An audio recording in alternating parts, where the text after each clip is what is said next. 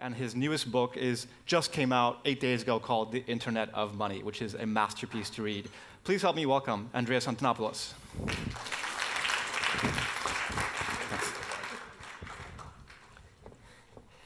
Good morning, everyone. Let's start with a quick poll here. How many of you have used a digital currency like Bitcoin at least once? And how many of you own Bitcoin at this moment, or any other digital currency? Okay, we can fix that. If you like, later on today, come find me. I would be delighted to demonstrate to you how to set up a Bitcoin wallet on your smartphone, and I will give you your first fraction of a Bitcoin, not a whole Bitcoin, and show you how a transaction works. Because Bitcoin and the digital currency revolution it has started is best demonstrated and experienced than explained. It's actually very difficult to explain Bitcoin. I've spent the last 5 years learning how to explain Bitcoin. That is my full-time job. Unfortunately, the developers keep making new stuff, which I then have to explain all over again. So, for a moment, forget everything you think you know about Bitcoin. Forget everything you've heard about blockchain, and let's start from basics. In 2011, I heard about Bitcoin for the first time, and my reaction was exactly the same as the reaction of everybody else who heard about Bitcoin the first time, including its founder, and that reaction was, ha, nerd money. That's probably just for gambling. 6 months later, I heard about Bitcoin again. And this time, I read the white paper that launched this system. And my background in computer science and distributed systems allowed me to see behind the illusion of what I thought Bitcoin was, and it blew my mind. In my life, I have now had 6 occasions in which I have become absolutely obsessed with a system of technology to the point of forgetting to eat, forgetting to sleep, and consuming as much knowledge as I possibly can. My first computer, when I was 10 years old, my first programming language experience, my first modem, my first access to the web, the first time I used the web browser, the first time I downloaded and installed the Linux operating system, and then Bitcoin. When I've discovered it, I spent 4 months consuming as much as I could, except food. I lost 26 pounds on the highly inadvisable diet of obsession.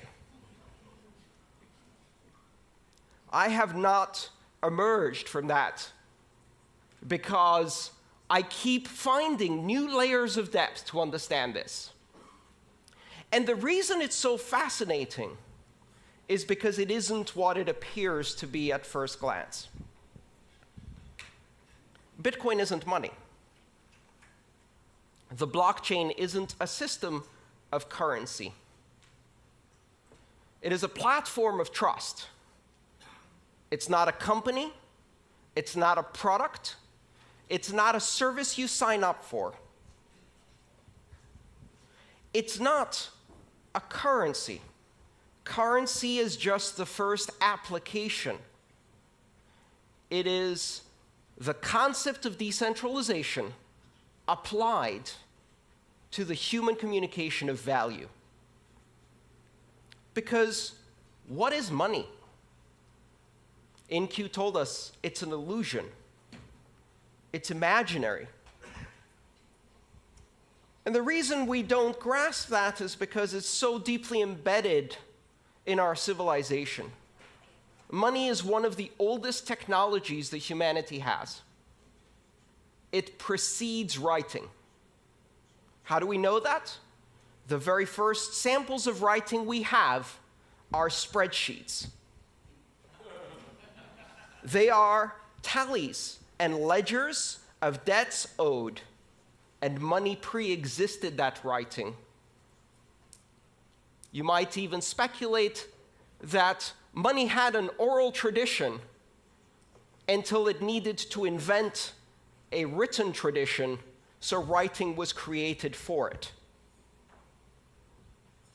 In the history of money that now spans tens of thousands of years, there have been maybe 5 major changes. From pure barter exchange to the introduction of the first abstraction of value, shells, feathers, beads, nuts, stones, and then precious metals, and then paper money, and then plastic money, and now network money. Bitcoin introduces a platform on which you can run currency as an application on a network without any central points of control, a system completely decentralized like the internet itself. It is not money for the internet, but the internet of money. And what is money? Money is a language. Money is a linguistic abstraction. Money is a language that we use to communicate value to each other. Money simply allows us to express value, and that value may have economic consequences, but it also has other consequences. We use money to express and create social bonds and relationships and associations and to create organization. Bitcoin is the first system of money that is not controlled by any entity, that is completely decentralized. And what that does is it introduces the very same things that the internet brought to communication. If money is speech, if money is a language, and you disconnect it from all other media, and you make it pure speech, pure content, an internet content type, a protocol designation, money over IP, it completely separates it from all of these previous notions of nations, sovereign issuers, institutions that control. And so we go from institution-based money to network-based money. And of course, everyone will welcome this with open arms. Not a chance. What do you think they said the first time someone was presented with a gold depository certificate instead of a gold coin? They said, "That's not money. Go away." What do you think happened in 1950, the first time someone showed up at a motel and presented their Diners Club membership card and said, "I'll pay with this piece of paper"? That's not money. Go away. And now we're on the verge of a new transformation of money. We're on the verge of creating the first completely global, completely borderless, completely decentralized, and completely open form of money. One where you can build applications because this money is programmable. And you don't need to ask anyone's permission to launch an application any more than you need to ask permission to launch an application on the internet.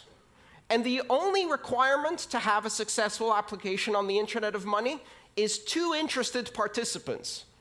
That is your market segment, and you have an application. and 1 million applications will flourish. When you push innovation to the edges of the network, when you remove the requirement for permission, what happens?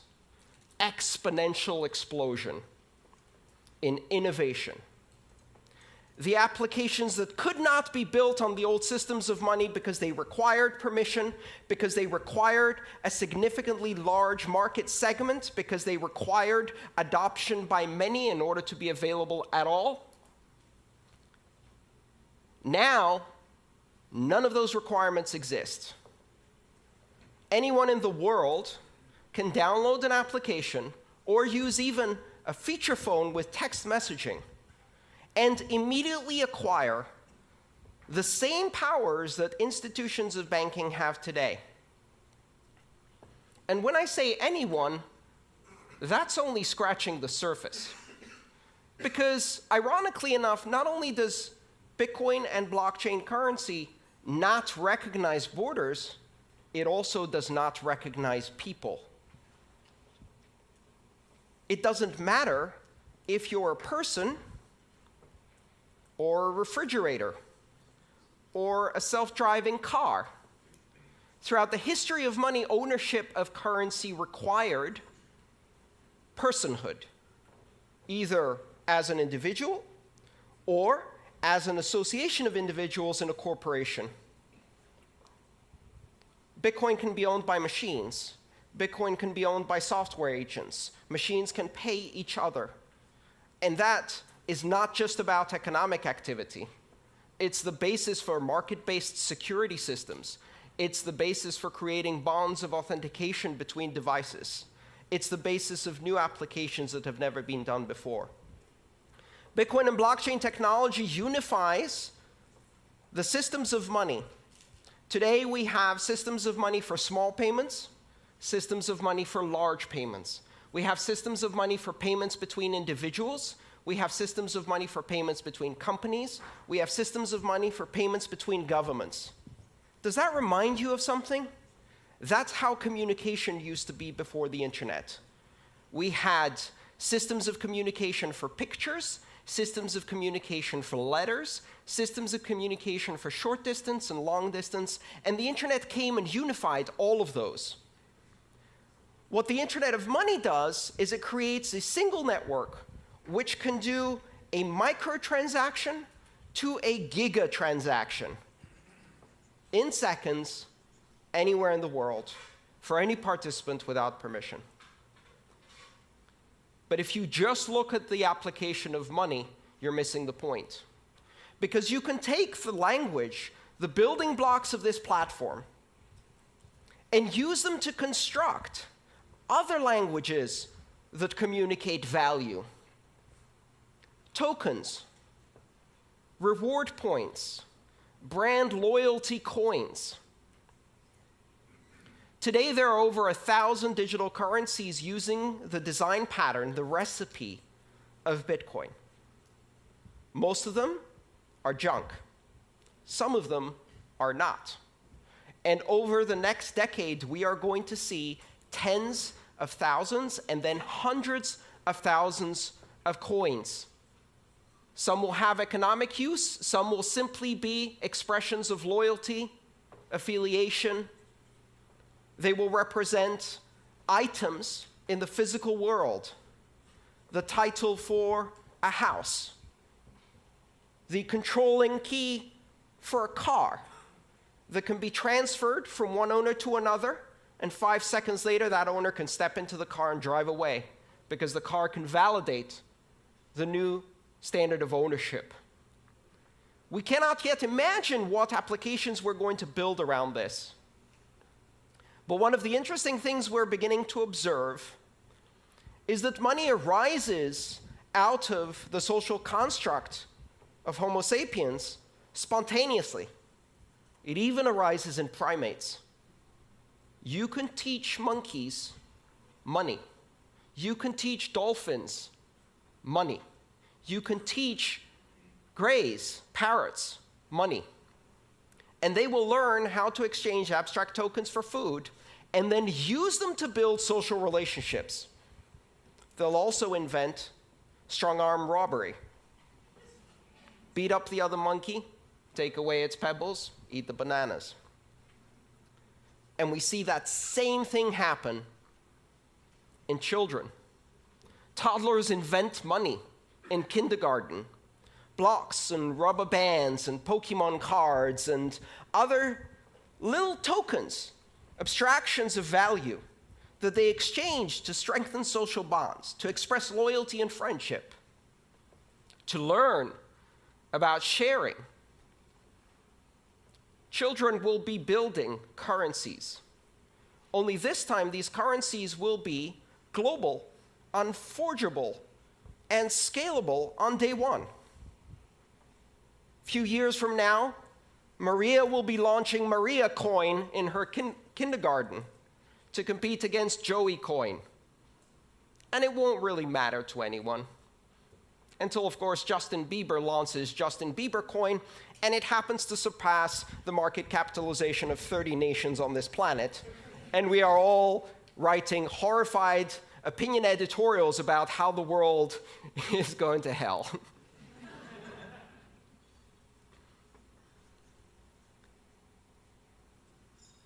What's happening with this technology is astonishingly deep. And for certainly some of the companies in this room, it's a bit scary. Banking has never been the most innovative sector in the world because there is a very careful balance between innovation and the conservative fiduciary duty that exists in banking, that must exist when you control other people's money. And yet with Bitcoin, you don't control other people's money. In Bitcoin, I control my money. I have complete and total authority over my Bitcoin. It cannot be seized, it cannot be frozen, it cannot be censored, my transactions cannot be intercepted, and they cannot be stopped. And I can do so with almost complete anonymity, and so can anyone 5 minutes after they download an application, and money has changed forever, and banking has changed forever. The idea that you can proceed in the industry of money, in the industries of commerce, and maintain the same conservative attitude that has existed now for centuries, ever since merchants in Venice and Amsterdam started issuing depository certificates and providing banking services. That is gone. That is gone. You cannot operate closed systems that have borders and require permission to join at a rate of innovation that is controlled by the most conservative tendencies within your organization, because now you are competing with a technology that enables exponential growth, exponential innovation at the edges without permission by anyone in the world. And it's not about anyone in this room. Why? We represent the privileged elite. I can go onto a brokerage account, open it up online, and be trading on the Tokyo stock market within 12 hours in yen. That is the privilege that I have. 1.5 billion people have that privilege. 6 billion people can operate mainly in one currency and perhaps have some basic banking services. 4 billion people are significantly underbanked, and an astonishing 2.5 billion people are completely unbanked. They will leapfrog. They will never have a relationship with a bank. Every single child born today will never have a bank account. They will have a bank app. A bank app that doesn't give them an account, a bank app that makes them a banker, an international banker in an app. They will not be permitted to open a bank account until they're 16 years old. By that time, I hope they will have at least 6 or more years of experience with digital currencies. And I would like to watch them walk into a bank branch to have someone explain to them what 3 to 5 business days means. It is highly likely that children born today will never get a driving license because they'll have self-driving cars, but they will also never use paper money. Because by the time they get to an age where they really start using money, there is no paper money. It will seem as anachronistic as a fax machine or horse and buggy seems to us. Exponential innovation on a global basis, giving access to the other 6 billion. They have enormous need, and this system offers them a solution. It's not ready yet. It's nascent. It's complex. It's impossible to use for most people. In 1989, I sent my first email. In order to do so, I had to compile a version of the Unix mail program using a C compiler and Unix command line skills. I had to set it up on the command line, type out my email, and that email was transmitted across the great internet in an astonishing 3 days. Exactly 20 years later, my mother replicated that experience with a swipe. Bitcoin today and all of the currencies that are built on that recipe are just at the same level that the internet was in 1991. Only now we have the internet. And so the rate of exponential growth has already started. The innovation is growing at an astonishing rate. I spend every single day full-time trying to keep up with Bitcoin. Just one currency, and it's almost impossible. Do not underestimate this. Do not listen to the people who tell you that Bitcoin is just for pornographers, terrorists, drug dealers, and gamblers. Remember that they said the exact same thing about the internet. And when you give it to 2 or 3 billion people, they're not interested in those things. They're interested in sharing cat videos. And now we have an internet of 1 billion cat videos. When you take digital currency mainstream and give it to the 4 billion people who have been isolated from international finance and commerce, and you give them the opportunity to control their money against despotic governments and corrupt banks that are stealing from them, you give them the opportunity to control their future.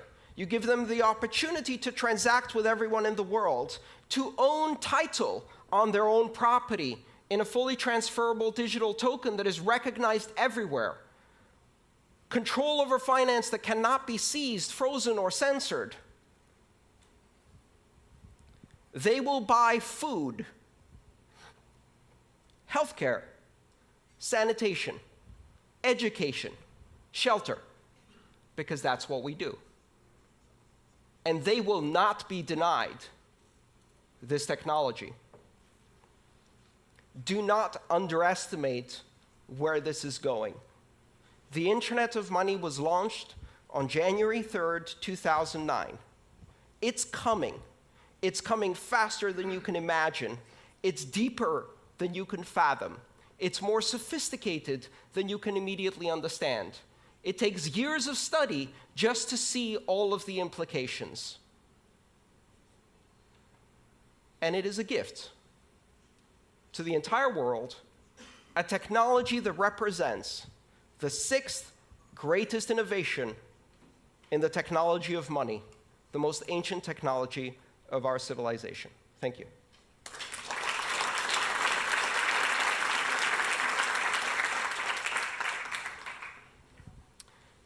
Shall we do some questions? We've got plenty of time for questions. Christian.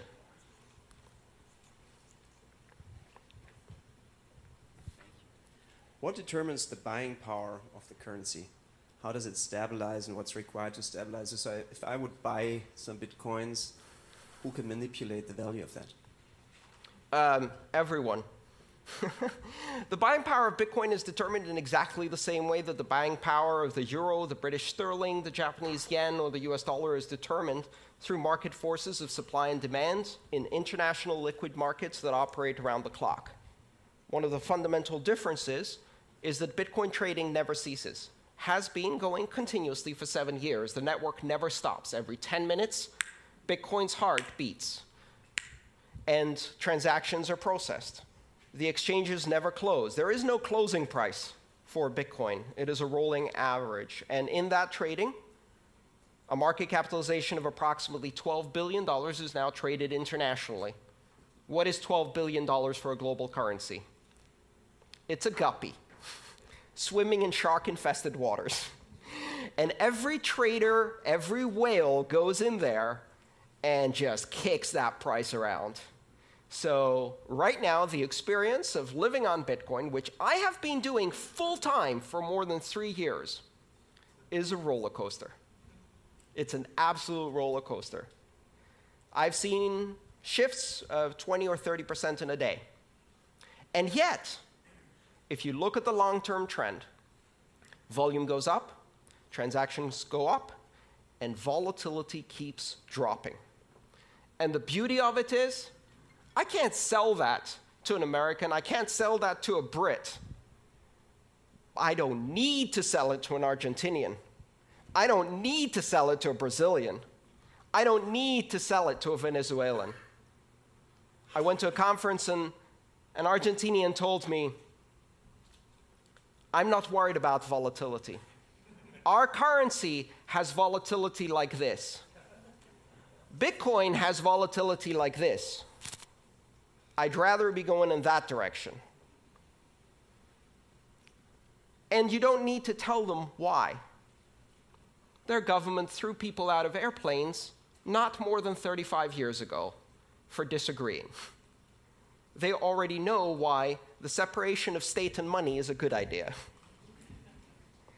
And so volatility is relative.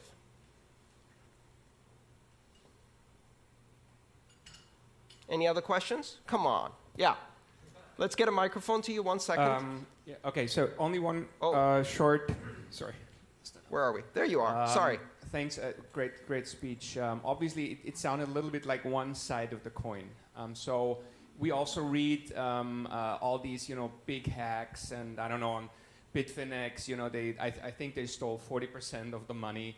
I think also this autonomous organization have been hacked, and all these things. Can you just reflect a little bit on the dark side or of those aspects that might not win our full trust into this evolution? Absolutely.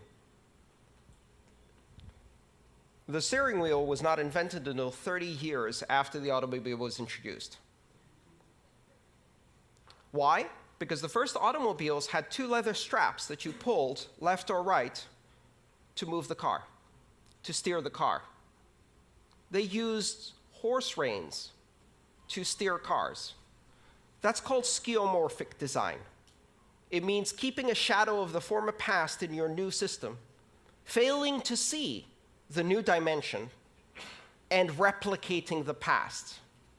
Here's a currency that is not centralized, where your money is your money. Your keys, your money. Not your keys, not your money. So what is the first thing we do with this new system? We build centralized institutionals of custodial control that take other people's money and hold it for them. Well, guess what? The entire history of banking, the entire system of regulation and oversight is based on the simple, centuries-old understanding that when somebody else holds your money, chances are they're going to run away with it. And the entire system of regulation is designed to prevent that, and yet it still happens all the time. in hedge funds, in banks, in national currencies all the time. And so, of course, if you replicate custodial accounts, exchanges that take other people's Bitcoin and concentrate it, it happens again. Even worse, because there are no oversight and regulations in most of these spaces. The answer is really simple. Stop centralizing the decentralized currency. Stop trying to replicate the banking past in the future of money. And the important thing to realize is that security in Bitcoin is an emergent property that exists because of the decentralization of control and power. If I want to hack 1 million customers' Bitcoin and they're holding their keys, I have to hack 1 million customers. If they all give their keys to one person or one organization, then we've got a honeypot. A honeypot that attracts the attention of every hacker on the planet. And notice what's happened. Over 7 years, and with a market capitalization of $12 billion, Bitcoin is the largest cryptographic deployment in the world, the largest public key infrastructure in the world, the largest security honeypot in the world. And it is not secure because it doesn't get attacked. It is secure because it generates immunity by being attacked all the time, 24 hours a day by the most sophisticated attackers this planet has. And if you, in that environment, set up a centralized custodial exchange using PHP and MySQL, and you park a $150 million honeypot in there, you're inviting the sharks. Bitcoin banks get hacked. Bitcoin exchanges get hacked. Bitcoin has not been hacked and cannot be hacked because there is no point of control that you can apply pressure on. It's completely decentralized. All right, maybe one more question? Yes. Where does supply of Bitcoin come from? And are you sure the market doesn't get oversupplied? The supply of Bitcoin is determined algorithmically based on a geometrically declining supply function, meaning that in the beginning, every 10 minutes, 50 new Bitcoin are created. So every block, the heartbeat, 10 minutes, created 50 new Bitcoin. This Bitcoin is used as a reward in a game theory-based security model that ensures that every transaction is independently validated by completely anonymous actors who have to stake electricity as a guarantee of the security work they've done. And if they succeed in doing the security work of validating transactions correctly, they earn as a reward, based on a probabilistic return, that reward, 50 Bitcoin every 10 minutes. That's how currency is introduced into the economy. Every 4 years, it gets cut in half. 50 to 25 in November of 2012. And this year in July, this past July, we had our second halving event, which was celebrated with birthday parties all over the world. And Bitcoin's reward went from 25 to 12.5 Bitcoin. As a system, it's designed to have a monetary policy that is purposefully deflationary and simulates the issuance of precious metals. It gets harder and harder and harder to mine gold at greater and greater and greater cost. And Bitcoin is the same. The idea being that less and less is issued over time. If you follow that geometric curve, at some point you reach the end. In the year 2141, Bitcoin is no longer issued. 21 million coins is the asymptotic cap. It will never reach 21 million coins. That is part of the protocol. It is an unchangeable part of the protocol, and it is a rule enforced by every system that participates in the Bitcoin network. It is meant to be sound money, but it's not the only monetary policy that exists. There are several other currencies that implement different monetary policies. The idea is really for Bitcoin to serve as a very, very solid reserve currency for many other things.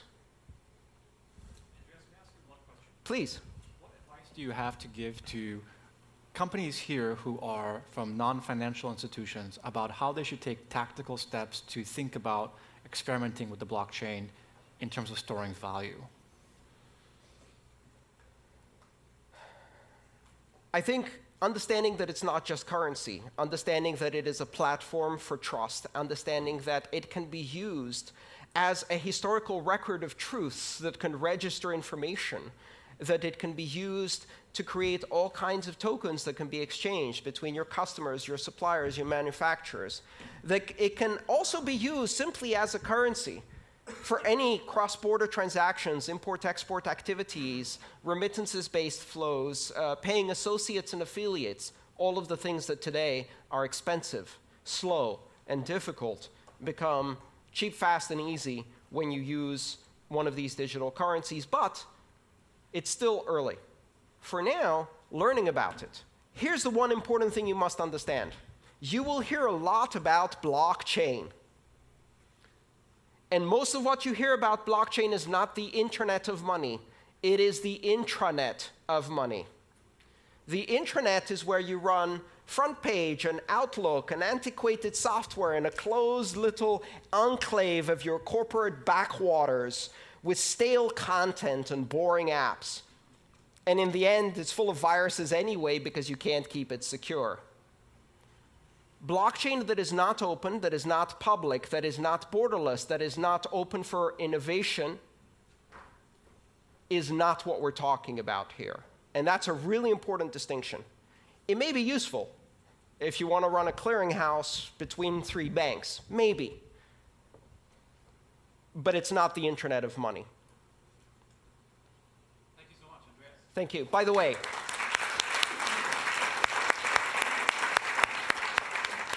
everybody who asked a question gets a free copy of my book. Come and see me in the back there. Thank you so much. Thank you.